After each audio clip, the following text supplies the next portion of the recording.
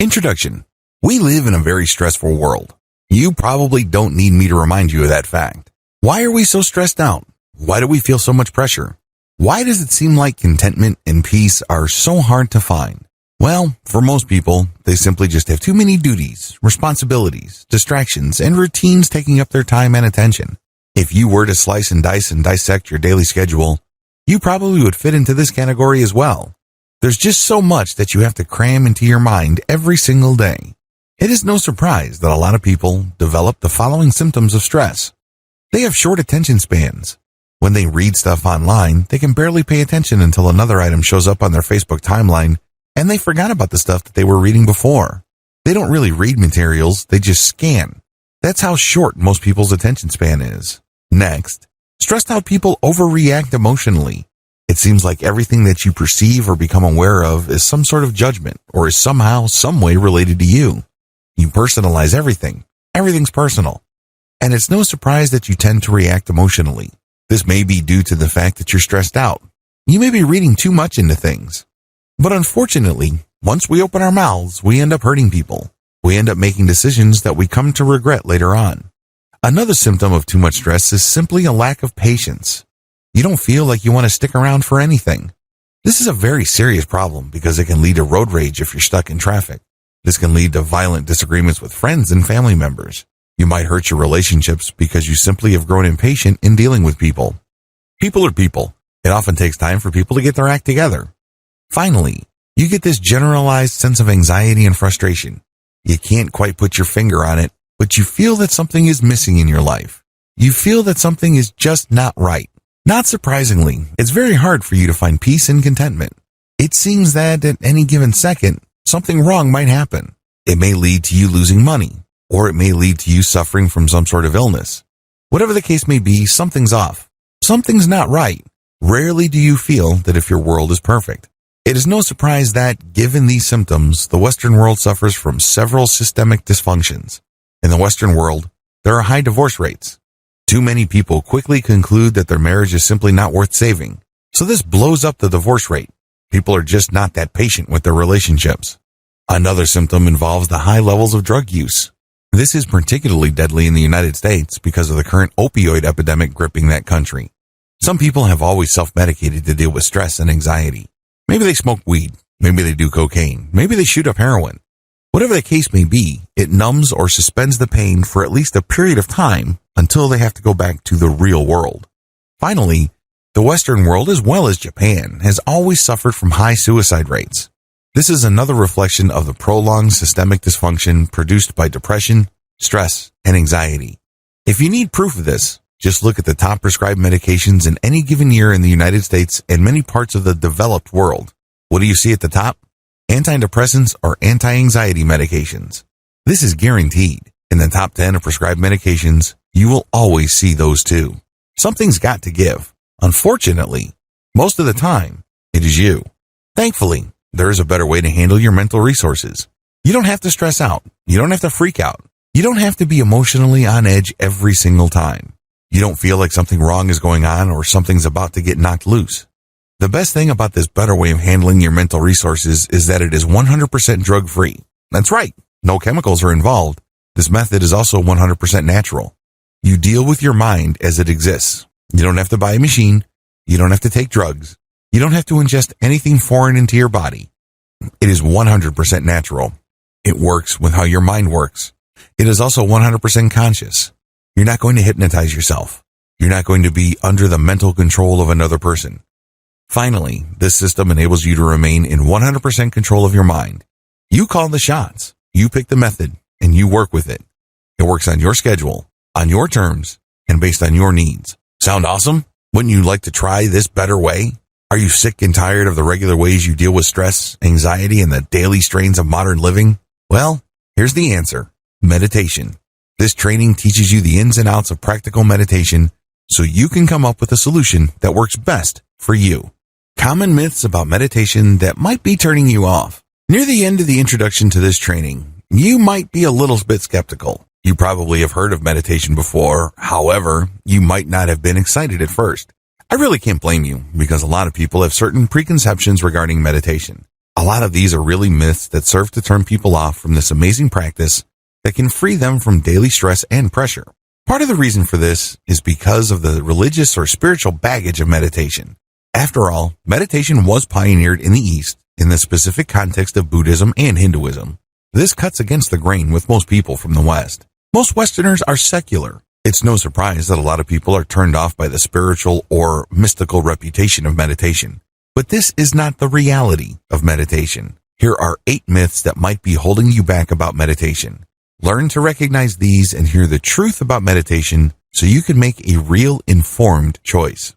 Myth number 1, you have to be religious for meditation to work. According to this myth, you have to be a Buddhist or a Hindu for meditation to work for you. Absolutely wrong. Meditation works with how your mind naturally processes stimuli.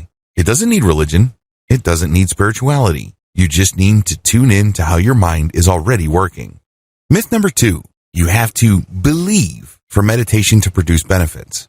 You don't have to believe in anything. You just have to go through the steps of meditation because meditation works with how your mind works. It's kind of like redecorating a room with existing furniture. The furniture is already there. You just need to rearrange the furniture so it produces better effects. You're not imagining stuff for the process to work. You're not forcing yourself to change what you believe in for meditation to produce results. Myth number 3, you are fully unconscious when meditating. This is an absolute lie. A lot of people are under the impression that meditation is really like some variation of sleep and you're hypnotizing yourself or entering some sort of altered reality. No, this is not true. Real, practical meditation is actually the precise opposite. You remain fully conscious. However, you train your consciousness to purify its focus. It leads to a very empowering feeling because you start becoming more mentally disciplined. This is the complete opposite of just simply being unconscious. Myth number 4, you will fall under the influence of others easily when meditating. When you meditate, you are calling the shots because your focus is super filtered. It is super fine. Only you can do this. Nobody outside of you can guide you to achieve this level of clarity and focus. You have to do this yourself. Accordingly, you won't fall under the influence of others when meditating unless, of course, you want to. You always have that choice. But practically speaking, you are calling the shots. Myth number 5, meditation is another form of hypnosis. Hypnosis works when somebody outside of you guides you to achieve an altered state of reality. They basically change how you look at things. Maybe a hypnotist will make you change your mind about smoking or some form of addictive behavior. Meditation is very different from hypnosis because you're not gaining instructions. Instead, you are clearing away your mind to focus on how your mind works in a given moment. You're not taking in stuff. You're actually clearing stuff away. So there's nothing to get hypnotized about. What you have is pure focus. Myth number 6, it takes a lot of effort to meditate properly. Your mind is actually very powerful. To use machinery analogy, your mind already has gears that turn, and these are very powerful gears. You have to understand that you navigate reality with your mind. It's how your body exists in reality. You perceive reality through your mind. When you meditate, you tap into that machinery and you purify it. In other words, the energy is already there. You don't have to exert new effort. Instead, again, to use the analogy of the room with furniture, you're just rearranging the furniture to produce a different effect. Myth number 7, you have to meditate for a long time for it to benefit you. Meditation, to a lot of people, is a lot of work. They think that there are many levels to it. Well, people who think that way are being confused by the traditional religion or spirituality that surrounded meditation because Buddhists think in levels. Hindus too, to a certain degree. Raw, practical, basic meditation can produce results for you right here, right now. Since your goal is not to attain some sort of mystical enlightenment, but to just live in the present moment and focus your mental energies, the benefit is almost immediate if you do it right. Myth number 8, people who meditate are gullible. This really is a slam against people who are looking for natural and self-controlled ways to deal with stress. This is an insult. The truth is, even if you are the most skeptical person in the world and you really have a tough time believing anything, if you just focus on the mental processes that you are already engaged in and direct it to a more natural alignment, you don't need to be persuaded of anything. It just works on its own. All of the 8 myths above will trip you up. Learn how to spot them in terms of your belief system. Let me tell you, what I'm going to teach you about meditation will not benefit you in the least if you hang on to any of these myths. Get out from under them and start enjoying the benefits you've been looking for. You need to start with as clean of a slate as you can. So make sure you go through your personal, mental, and attitude laundry list and clear out any of the myths above or anything related or similar enough to these myths. Otherwise, meditation may not work out for you. Meditation in a nutshell. What is meditation? We've already established in video 1 that it is not some sort of metaphysical, spiritual, or mystical state that you enter. It's definitely not some sort of attempt to achieve some sort of alternate reality or navigate some sort of spiritual truth. Instead, meditation works with how your mind already operates. The bottom line is, if your mind did not have a self-correcting system to achieve some sort of balance or some sort of inner peace at some level or another, you would have gone crazy a long time ago. That is the bottom line. Meditation really all boils down to getting in touch with that and becoming more aware of that machinery so you can call it into action when you need it and on your own terms.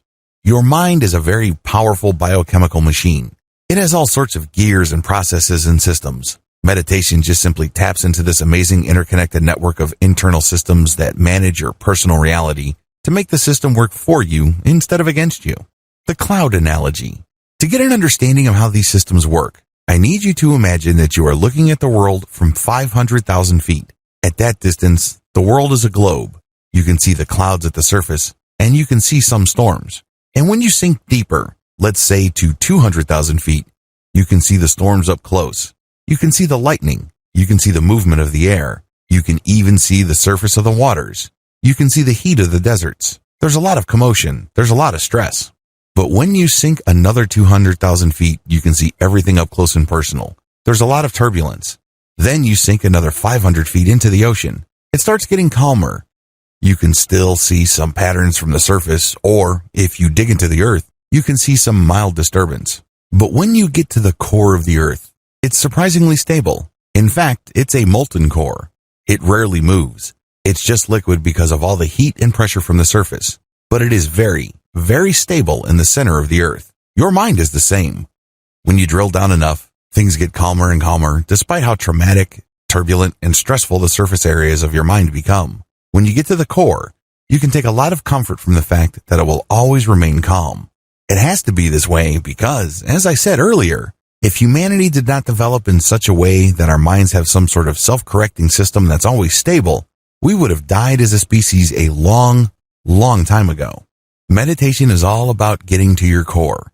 Practical meditation is all about getting to that inner core. It's all about getting to that part of your mind that is always at peace.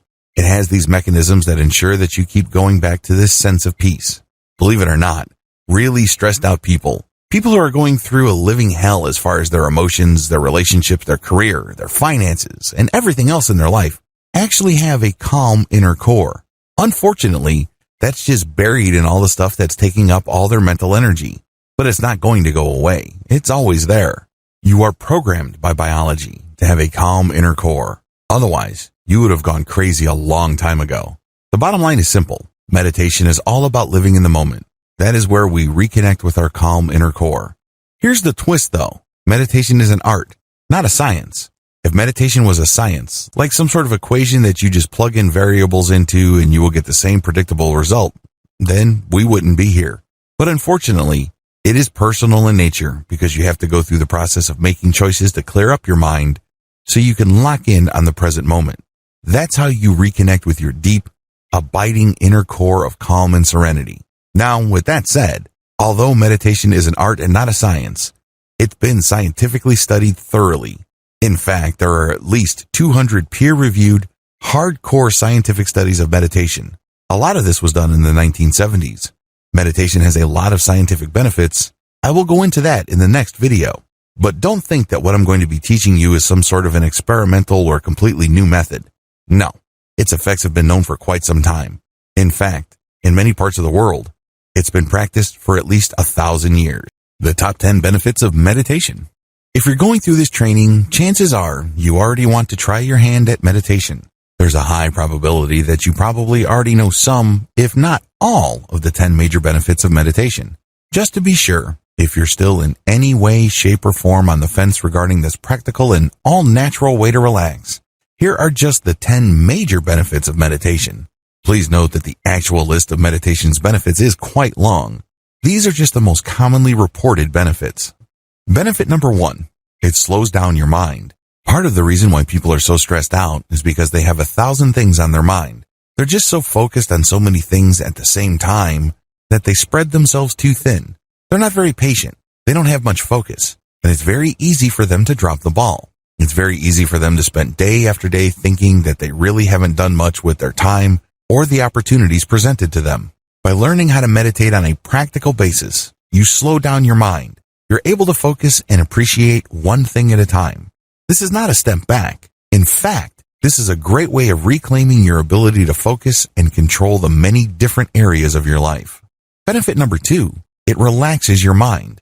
Focus is one thing, relaxation is another. Please understand that these are two totally different things. You can be focused on something that really stresses you out and take care of the problem. However, once the issue is done, you may still be tightly wound up. You may still be stressed. Meditation enables you to completely relax your mind. It is a great way of not only taking off stress, but also relaxing your mind. You get inner peace. You get serenity. Benefit number 3, it relaxes your body.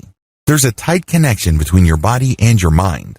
The less stressed your mind becomes, the more relaxed your body gets. These two are strongly tied to each other. By working on your mind, you go a long way in relaxing physically. Benefit number 4, you gain perspective. Part of the reason why people are so stressed is because they think that they're jumping from one emergency to another. They are literally caught in the end of the world every single crisis. It's as if they're putting out one fire after another. Well, it turns out that most, if not all, of the things that you're stressed about are nothing to stress out over. In the big scheme of things, they are really small potatoes. When you adopt a daily or consistent meditation practice, you get to see the big picture. Gaining perspective enables you to achieve some level of inner peace. Benefit number 5, you create distance between your emotions and your perception. One of the most common symptoms of stress is when everything seems to revolve around who you are, your personal value, and your goals in life. In other words, every small disappointment becomes a giant failure. When you don't agree with somebody else, instead of leaving it at a fairly shallow level, the disagreement becomes really personal. You really have a tough time letting go of your emotions. Well, when you learn how to meditate, you create distance between your emotions and perceptions. Just because you perceive certain things, it doesn't necessarily mean that you have to interpret things in a very emotionally negative way.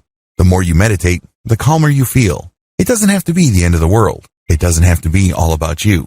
Life doesn't have to involve a tremendous amount of unnecessary drama. Benefit number 6, your focus increases in power. Where your focus goes, energy flows. Unfortunately, if you're stressed out, it's very easy for you to try to focus, but there's really not much power left. You can't muster the willpower needed to get stuff done, regardless of how much you think you've set your mind to something.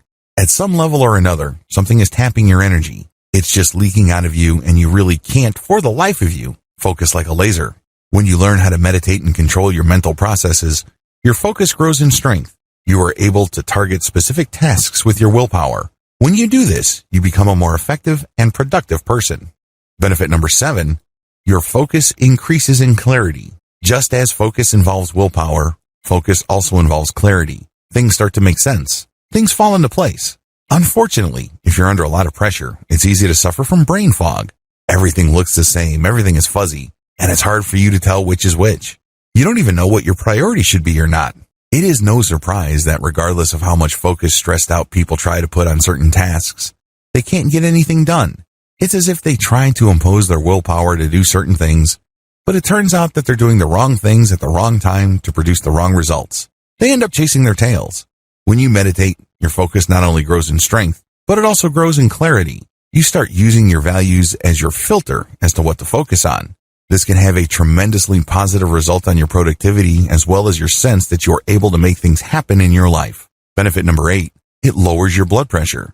In research study after research study, scientists have discovered that consistent meditative practice actually lowers blood pressure.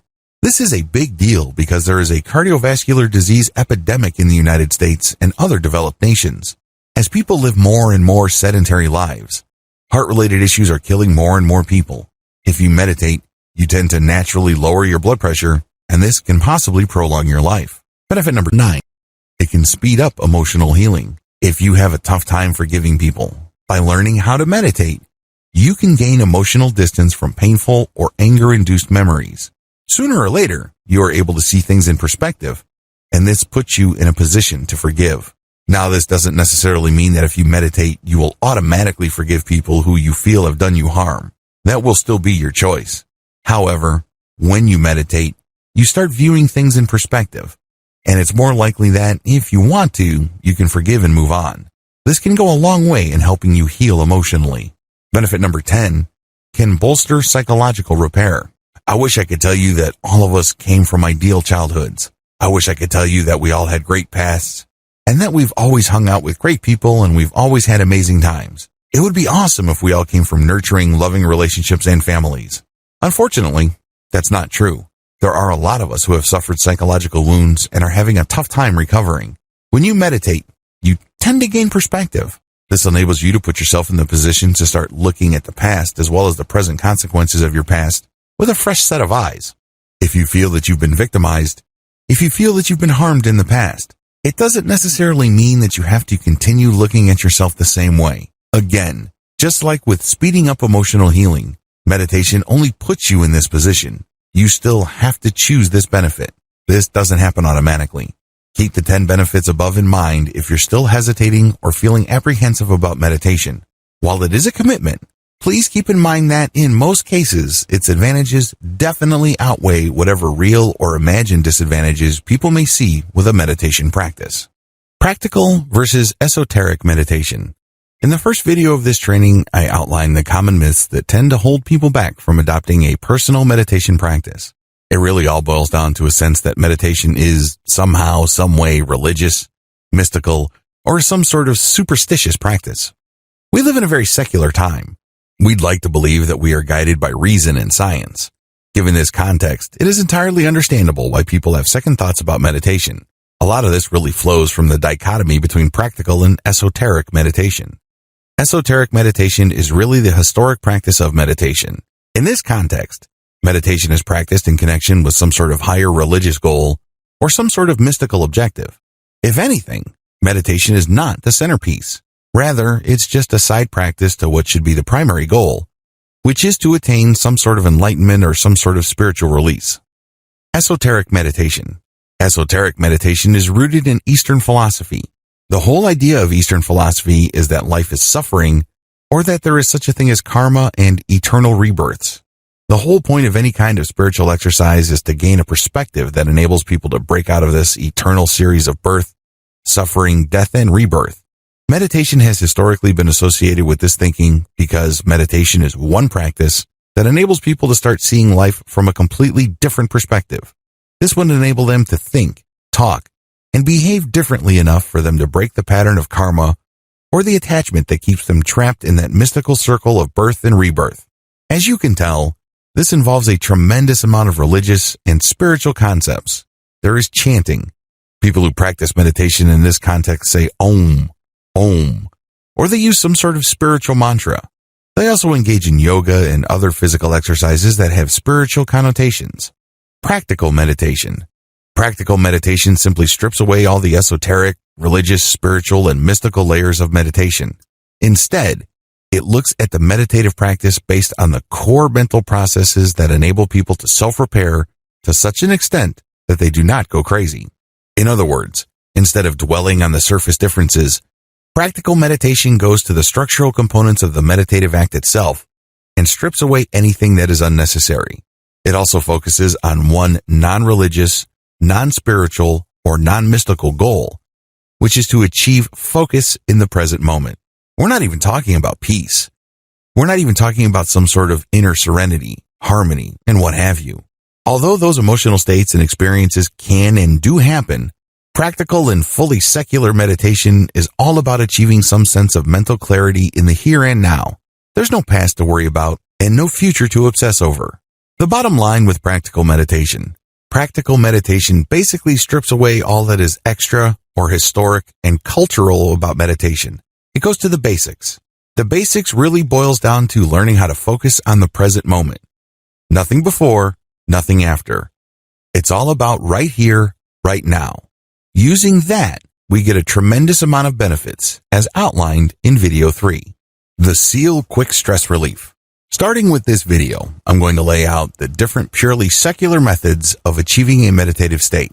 Now, a lot of people might argue whether these methods are classical meditative techniques, but as I've mentioned in video 4, we really couldn't care less about whether it's traditional, classical, or what have you. Instead, our focus is to learn the basic practical, doable techniques that enable people to focus on the present moment. This is the key to relieving stress and removing unnecessary life pressures. The first method I'm going to teach you is the SEAL Quick Stress Relief Method. This method was pioneered for the U.S. Navy SEAL program. SEAL stands for Sea, Air, and Land Teams. These are highly trained, mission-critical military units run by the United States Navy. These are the seasoned military specialists that often see action first in any kind of armed conflict. In other words, you have to have your wits about you. Usually, they get sent in to clear out an area. They plant bombs. They do sabotage. They do all sorts of highly stressful military work. It follows that the U.S. Navy invested a tremendous amount of money to enable these military specialists to achieve instant or almost instant peace of mind right before they do a task. Also, if they're in the middle of a firefight or they are in the middle of a very sticky situation that can be fatal, they get the U.S. Navy invested in this training to help them calm down and remain focused on the task at hand. The SEAL method. The SEAL method is actually pretty straightforward. You breathe for a few seconds. It could be 4, it could be 10, as long as it's not too long for you to be uncomfortable. You breathe and then hold, and then you release, and then you hold.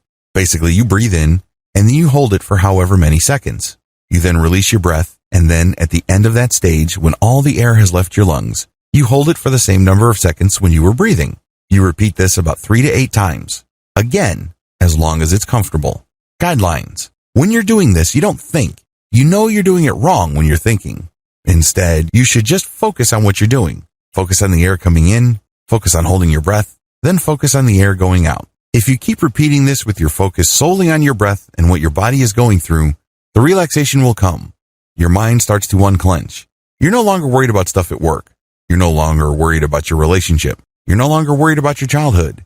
You're no longer obsessing about that person you can't forgive. None of that matters. Instead, you focus on the here and now. That's when the relaxation comes. Ideally, you should start with the SEAL method for quick stress relief. This is the easiest meditation method and it delivers the quickest results. Once you learn to de-stress using this technique, you should then go deeper by adopting the methods described in the following videos of this training. Counting your breath. With this method, you're just going to focus on your breath and nothing else. By doing this, you achieve a tremendous amount of relaxation. If you practice this long enough, you can achieve a very deep and abiding sense of inner peace. It's fairly straightforward. There are really no moving parts. It's not complicated at all. Preparations. First, you need to find the right spot. Generally speaking, you should do this in an area where you're not going to be disturbed. There should be no distractions in terms of what you can see, hear, smell, taste, touch. It should be a place that will only be available to you for around 10 to 15 minutes. It doesn't really take all that long, but you have to be in the right spot for a long enough period of time for this meditative technique to benefit you. Second, you're going to close your eyes. This is a technique that you cannot do with your eyes open. Remember, we're basically going to avoid any kind of distractions. These distractions can be seen, heard, smelled, tasted, and touched. No distractions. So you close your eyes and you just focus on one thing and one thing alone. Third, focus only on your breath. How are you going to focus on your breath? Well, you're not going to focus on it by feeling it or hearing it. Instead, you're going to watch it. In other words, you turn your mental camera to your breath. You imagine yourself seeing yourself breathe in and breathe out. The key here is to feel it with your body and see it in your mind's eye. Eventually, these two sensations will line up. So it diverts your attention from the stuff going through your mind as well as the stimuli that your body is picking up. Instead, everything is focused on your breath. Your conscious attention is focused solely on your breath. You breathe in slowly and you breathe out slowly. Everything is focused on the area of your body where the breath is coming in and going out. The key here is to not control your breath. The key is to not be self-conscious. Instead, you're just paying attention to this natural flow. When you feel that there's a strain in your lungs, you're doing it wrong. It means you're being self-conscious. It means that you're trying to force things. This should not be forced. It is actually effortless. You're just basically turning that mental camera that you have from obsessing about all these stresses or drama happening in your life to just focusing on your breath. That's all it will be focused on. And if you keep this up long enough, you will become very, very relaxed. It leads to a tremendous amount of inner peace. However, let me tell you, in the beginning, it's going to be quite difficult. You might even feel bored. You might even feel like you're wasting your time. It's because this is something new. Your mind is not used to thinking this way. After all, your mind has grown accustomed to thinking about 1,000 different things at once. It's used to using up a tremendous amount of energy. Now, you're using very little energy and you're focusing on only one thing. As you can imagine, that takes some getting used to. The good news is, it's worth doing because the calm and relaxation that you get will be priceless. Present sense mindfulness. With this technique, you focus on what you see in front of you. In other words, you're going to be meditating or practicing mindfulness with eyes wide open. You're just working with your awareness. You're training your awareness on one thing and one thing alone. Steps to present sense mindfulness. The first step is to practice the breathing patterns that you learned in video 6. Focus on your breathing until you achieve a sense of relaxation. You do this with your eyes wide open. You can do this in a room with no other people, but there are objects in the room. You do this with your eyes open. Ideally, you shouldn't do this in any place where there are loud noises or music. Next, you're going to focus on an object in front of you. It can be a tree, a park bench. It can be a house. It doesn't really matter. What's important is that you put all your focus on that one item alone. The key is to look at that item. You're not out to enjoy it. You're not out to judge it. You're definitely not out to analyze it. Instead, you're just looking at it. The key here is to see clearly. You're going to basically be looking at all the details. It's not like you're searching for something. Instead, your job is just to take it all in. It is kind of like taking a very thorough, high-resolution snapshot of that item that you've chosen to look at. Next, once you have determined that you have seen all there is to see about the object, the next step is to pay attention to what that object would smell like, taste like, feel like in terms of texture, and what it would sound like. In other words, you sense it in 3 dimensions. You take it in with all your senses. This enables you to lose your focus on everything else. When you do this, your mind is being filled with the stimuli of that object and that object alone. You have no space left for stuff you have to worry about at the office. You have no mental resources left for that time when your best friend stabbed you in the back or did something that made you hold a grudge for a long time. All that stuff gets pushed out. Instead, you're just cramming all the sensory data that you are willfully taking in based on that object that you have chosen in front of you. This enables you to lose focus on everything else and focus on that thing in front of you. This enables you to reset how you normally focus on things in your life. The reason why you're so stressed out is because you're hanging on for dear life onto so many different things, and they layer on top of each other. And at the end of the day, all this willpower and this mental energy is just basically wasted because you're hanging on to so much stuff. When you practice this meditative technique, you push a reboot button for your mind and let go of all that stuff that you're clinging to. And instead, you just fill it with the stuff that you take in and that you flush out. Eventually, this leads to mental hygiene because you will develop the mental discipline to zero in on an issue or a set of data for however long it takes to produce. Let's say at work or in an argument or even dealing with a relationship, and then let go. Watch your emotions like clouds.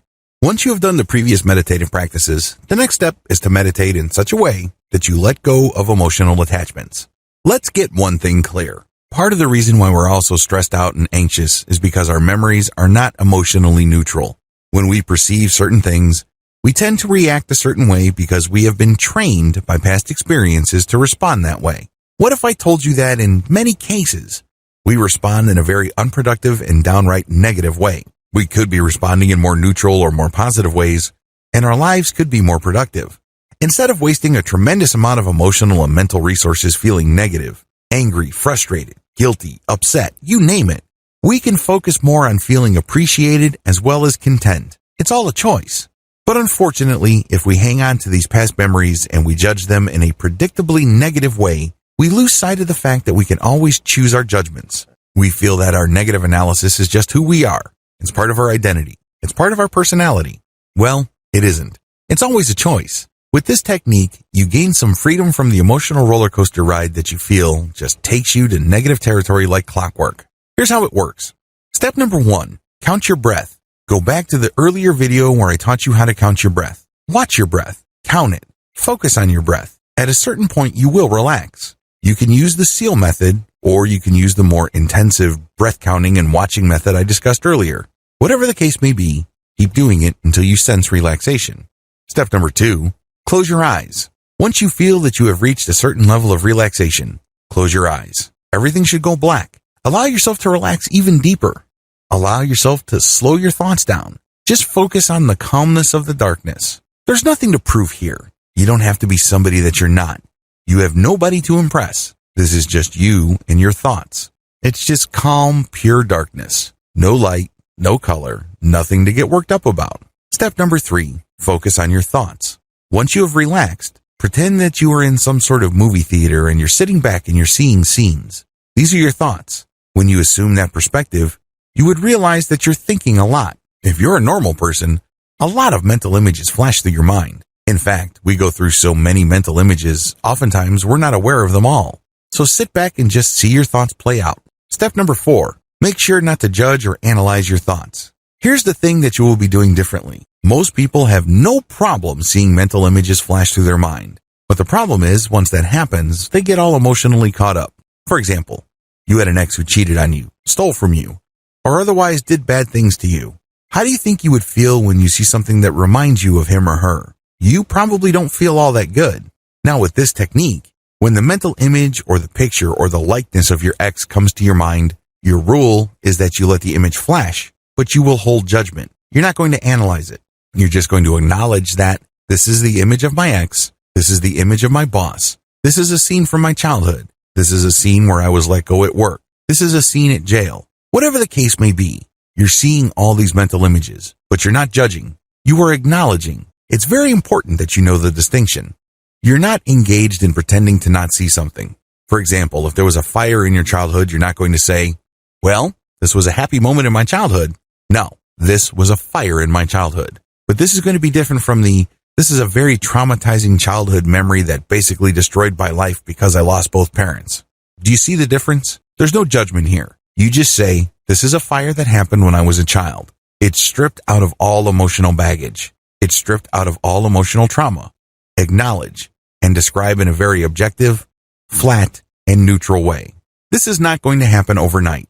If you are carrying around a very heavy weight, maybe child sexual abuse, maybe you were unjustly punished. Whatever the case may be, you just need to focus on what you see. Do not judge. Do not analyze. Just acknowledge it and then move on to the next step. Step number 5, let your thoughts pass like clouds. One of my fondest childhood memories involves me and my cousins just going up to this little hill, and for what seemed like hours, we would just lay back on the grass and watch the clouds pass by. My cousin would say, that's a bicycle. I would say, no, that looks more like a dog. There was, of course, no right or wrong answer. Everyone's entitled to their opinion. Every person's guess was as good as all others. It was a lot of fun because we were exercising our imaginations. We were, after all, just watching clouds pass by. There were countless clouds before them, and there will be countless clouds after them. They are here one moment and gone the next. I want you to do the same with your thoughts, but let them pass like clouds. Just like clouds, your thoughts just pass through. Let them pass. Don't deny them. Don't pretend they are something else. Don't argue with them. Don't bargain with yourself. Just observe the thought clouds honestly. In other words, when the mental image flashes, acknowledge it. For example, this is a fire that happened when I was 3 years old. This is an image of my parents about to leave for the United States when I was 3 years old. Whatever image you have from the past, strip it of all emotional judgment or analysis. Make sure you empty the mental image of any emotional content that might trip you up or set you off into an emotional analysis. Compare this. This is the fire that happened when I was 3 years old, to this is that devastating fire that made my family homeless for 3 years. My father was very angry during that fire, and he has not stopped being angry since. We lost it all. I was only 3 years old. See the difference? The first case involved just describing the facts, nothing more, nothing less. The other case includes a lot of analysis and commentary. These lead to you getting thrown off track. Learn to spot the difference. Recognize the point when you stopped objectively describing and started emotionally reacting. It doesn't make it any less real, mind you, but you're just acknowledging it because we're not engaged in self-delusion here. We're not trying to trick ourselves or hypnotize ourselves into thinking that these events, which ultimately are very traumatic and hurtful, did not happen. Instead, you're just acknowledging. And then the next step is what makes it really powerful. When you acknowledge, you then let it pass like a cloud. Just like a cloud, it's going to zoom over your head. It's going to linger slowly, depending on how strong the wind is. but you just let it pass. Eventually, it will pass. Step number 6, enjoy the emotional distance. When you repeat this over several weeks, you start noticing emotional distance. Mental images, memories, or what have you that used to throw you off track no longer do. Maybe there was a memory that used to make you cry like you were on autopilot. Now you don't do that. You just say, well, that happened to me when I was 4 years old and my housekeeper was in that memory. Then you let it pass. Well, that happened to be, and my boss said something and I was let go and I found another job. You let it pass. Well, that was my best friend and my ex-girlfriend. You let the memory pass. You do this over and over again, and the more successful you become at it, the greater the emotional distance. Eventually, all that stuff that used to drag you down and hold you back is left in the past. Congratulations. Meditation best practices. Meditation is like working out. When you work out, you put a lot of stress on your muscles. That's how they get bigger. That's how they get leaner. That's how they get stronger. The same applies to your mental muscles, because that's what meditation is. It's a mental workout. Physical muscles get soft if you don't challenge them or you don't put pressure on them. With meditation, you're going to challenge and put pressure on your mental muscles. Believe me, it is quite a workout to let a mental image just pass over your head like a cloud without judging it. For example, there was an episode of your childhood that used to burn you through your core because it was really humiliating. It was disgusting. Whatever it was, it takes effort to do that. But that's how you challenge your mental muscles. And the more pressure you put on it, the stronger it gets. Practice daily. The good news here is that you don't have to spend all day meditating. In fact, if you're doing that, you're overdoing it. That's probably going to do more harm than good. Instead, focus on spending no more than 15 minutes a day. With meditation, a little bit of consistency goes a long way. So focus on your meditative practice for no more than 15 minutes every day. 15 minutes is plenty. Associate your meditative state with certain stimuli. This is for advanced students. Usually, by this point, it will probably take months, if not years. But most people, if they're consistent, will reach this point. When you perceive any new stimuli, allow yourself to focus on your meditative state. You're basically linking the meditative state of peace, calm, inner serenity, and harmony with stimuli that normally upsets you. For example, if you work with an ex, it can be quite uncomfortable, awkward, and frustrating. This person broke your heart, this person cheated on you, or you're embarrassed because it didn't work out. Whatever the case may be, it's going to be very hard to handle that stimuli. After you've meditated and you've gained some emotional distance, allow yourself to look for that stimuli and link it with a meditative state. In other words, you are replacing the stress, discomfort, and embarrassment that you normally feel when you perceive that stimuli. Maybe it involves seeing the face of your ex or hearing his or her voice. Whatever the case may be. Now, you're replacing it with a meditative state. The meditative state, of course, involves a sense of calm, being in control, clarity, peace, healing, restoration. So instead of that person's voice or image just stressing you out, upsetting you, now it calms you down. You say to yourself, I'm okay. There's nothing to get hung up about. I can deal with this situation, this person, these memories at a certain level, and I'll be okay. Sure, in the beginning this is going to be difficult because of your mental habits. When you were just starting out, the urge to go back to your old reactive patterns with its rush of negative emotions seems to be all but irresistible. This is the hardest part, but you can overcome. Choose to override this natural tendency, and it will get easier and easier to respond to life stimuli based on your highest values instead of your feelings or whatever is convenient or easy. The more opportunities you seek to practice your newfound power over your emotions, the stronger your mind becomes. It also makes the link between certain positive stimuli and positive emotions or positive mental states. Of course, none of this happens all at once. It takes time. Still, every time you successfully choose to focus on being calm and successfully recall the mental calmness of your meditative state, the easier it gets. The secret is practice. Interestingly enough, to get the practice you need, you actually have to seek out situations or stimuli that normally stress you out. That's the only way you can test out your ability to recall a calm inner peace. Usually, people do not need help recalling stressful, embarrassing, traumatic, or painful memories. Start there. Since these are thoughts, you have a lot more control over the thought and the outcome. Compare the above to testing out your meditative recall skills on actual people. People can be quite random. You might have a very sticky situation on your hands, and unlike memories, there's no rewind button if you end up saying or doing something that harms your relationship or takes it to a much lower level. Regardless of how you do it, give yourself the opportunity to consistently test out your ability to recall that state of mental calm, serenity, and peace. In that special space you have built for yourself within your mind, there's no need to prove anything. You don't have to be somebody else. There are no painful memories. There is no worrying future.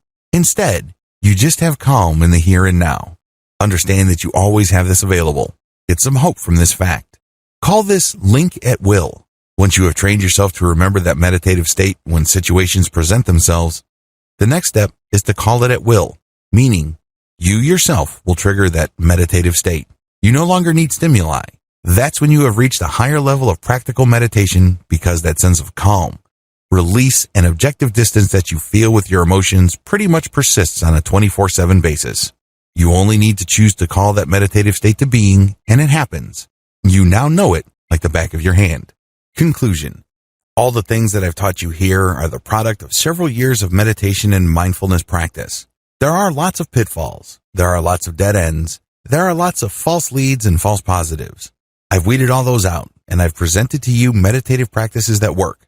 However, these materials will not work for you until and unless you commit to doing them. It's really important that you go through this training in order. Don't skip.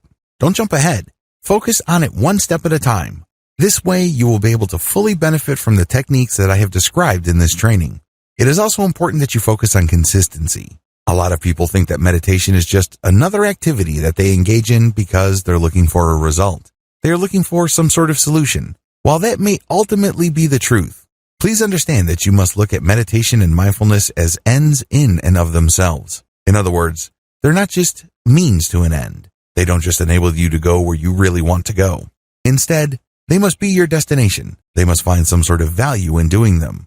That value must be in the act itself. If you're able to do this, then it becomes part of you.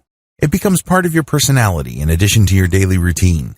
You will then be able to put yourself in a position where you will level up your ability to focus, stay in the present moment, achieve emotional distance and emotional clarity. Ultimately, it's all a choice. You have to exercise that choice. You have to be responsible for yourself, your thoughts, and your actions. Do it today. One of the most common problems I've noticed people experience with meditation is the fact that they feel that they would be able to do it only when things are right. They feel that they have to feel a certain way. They think that certain conditions have to be present in their life for them to do this. What you're doing is you're just giving yourself excuses to not start. I'm telling you, if you don't even get yourself to start, you are failing. You're not dealing with your stress. You're not getting your life back. You're not setting things in order as far as your mental peace and tranquility are concerned. You're achieving nothing. You might be thinking that you're researching book after book about meditation, but what you're really doing is just giving yourself an excuse to not start.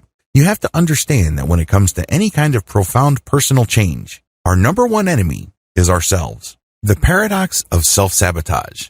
I know it sounds kind of weird. You know how frustrated you are. You know that you feel that something is missing in your life. You know that you're not fully content.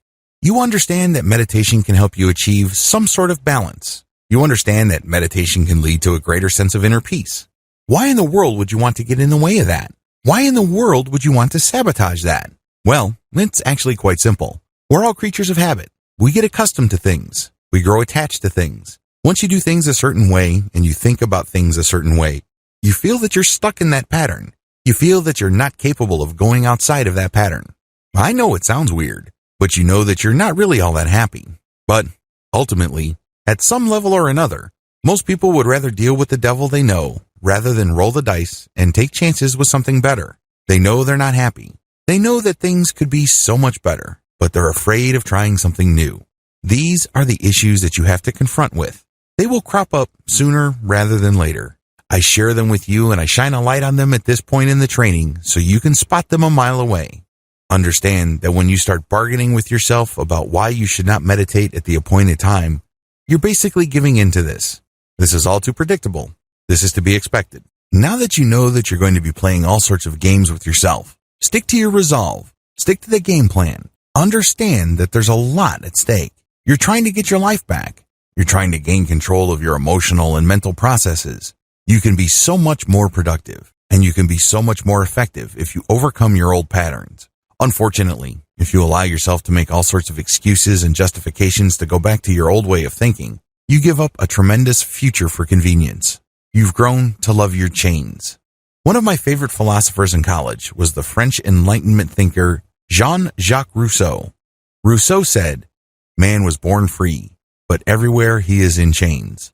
This quote, of course, is all about political philosophy, but Rousseau was absolutely right on a personal level.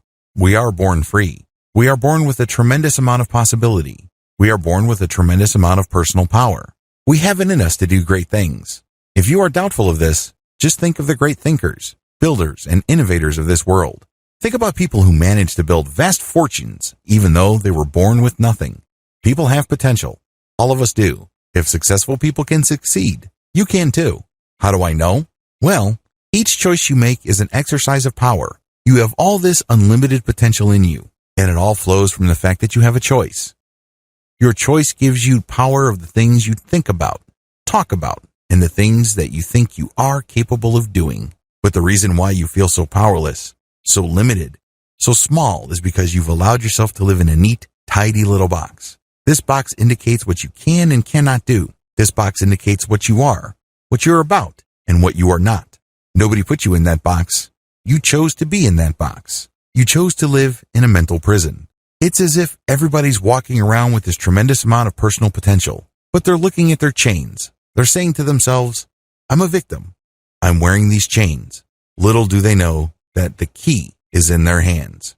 Understand what is at stake. You have no excuse. You only have choices. I wish you nothing but victory.